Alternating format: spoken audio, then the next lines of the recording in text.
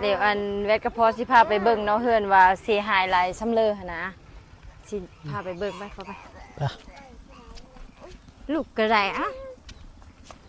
เอาไปย่าง ไปหน่อยไป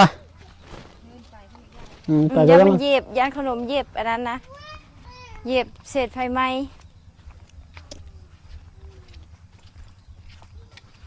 โหเฮามานี่ก็เศษกระเบื้องเนาะ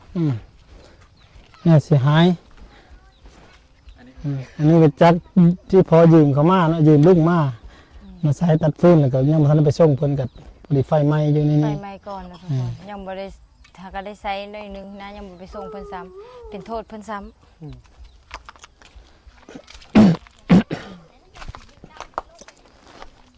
เครื่องอยู่เฮือนโคนี่ก็เนาะมีทั้งหม้อเป็นหม้อเป็นพอเป็นโบ้งแล้วเนาะแล้วก็เครื่องสายไฟฟ้าคือเครื่องซักผ้าน่ะแนวใหญ่นี่ก็เครื่องนึงเนาะ เครื่องนุ้งของถือ เครื่องนึงของทีแล้วเครื่องมือเพาะมีกุญแจเครื่องมือเพาะนี่แหละใส่ให้มือเฮ็ดงาน เครื่องมือที่พออัน เค ใส่ รื่องก่อสร้างเครื่องเฮ็ดเวกก่อสร้างเฮ็ดเฮือนเฮ็ดซ่านนี่แหละแล้วก็ทั้งเฮือนเนาะก็เป็นไม้เป็นฝาเฮือนทั้งบานประตูบานประตูน้อยบานประตูใหญ่นั่นบานประตูหน้าต่างที่ทางเข้าไม้หมดเป็นอัดฟ้านพวกกระเบื้องนั่นแหละกระเบื้องก็เสียหายหลายเติบเนาะประมาณ30กว่าเกือบ40พุ่นแล้วแล้วก็เมื่อหลายเนาะ ไม้พวกไม้ข้าวไม้อย่างนั้นนั่นแหละแล้วก็คือแบบมูลค่าก็อาจจะบ่หลายก็เติบแล้ว หลายเติบเนาะเพราะว่า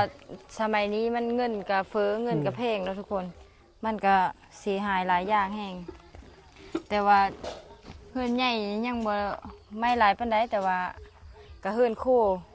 เบิดเลยเนาะเครื่องไซ ก็ยังดีได้ช่ำนี้มันว่าหมดท่านได้ช่ำนี้ก็ถือว่าดีใจน้ำยู่เนาะพ่อแม่ประชาชนบ้านนาขามภายในบ้านนาขามแล้วก็ผู้กายทางเนาะได้มาซอยก็ขอ แล้วก็ขอบใจไปทางตาดำเนาะที่แบบโอนเงินมาซอยแล้วก็อันแม่ล้ามพ่อล้ามเนาะแล้วก็แม่ย้าแล้วก็หมู่เพื่อนทุกคนที่แบบโอนเงินมาซอย พอก็ขอขอบใจเนาะทั้งเจ๊เพิ่นเนาะเจ๊ตาดำแล้วก็ทั้งดองล้ามเนาะแล้วก็ทั้งทุกๆคนนั่นแหละที่ว่าโอนเงินมาซอยเหลือก็ขอขอบใจหลายๆเนาะ แล้วก็หลานพอแน่เนาะตู้เนาะเราอยู่จีนเนาะแล้วก็ฝากเงินมาซอยล้านหนึงแล้วก็ป้าอยู่อันดงเห็นของพอกับซอย500,000เนาะ